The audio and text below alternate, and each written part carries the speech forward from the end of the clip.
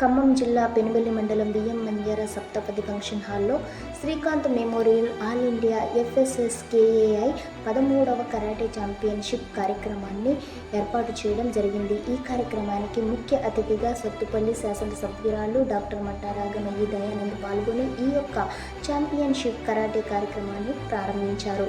Sathupalli MLA doctor మట్టా రాగమయ్యి దయానంద్ మాట్లాడుతూ శ్రీకాంత్ 2011లో చిన్న ఊరిలో చిన్న స్థాయిలో ప్రారంభించి ఈరోజు ఇంటర్నేషనల్ స్థాయిలో ఎదగడం చాలా గర్వంగా ఉంది అని వారు కరాటే సాధన చేస్తూనే ఎంతో మందిని మంచిగా తీర్చిదిద్ది మీ భవిష్యత్తుకు బంగారు బాటలు వేసి అతి చిన్న వయసులోనే వారు మరణించడం చాలా తీవ్ర విచారకరం.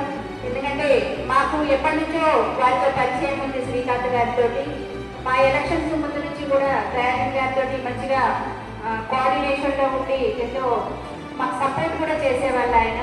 అలాంటి ఆయన అంత సడన్గా ఇది అవ్వడం మేము చాలా రోజులు కోరుకోలేకపోయాము.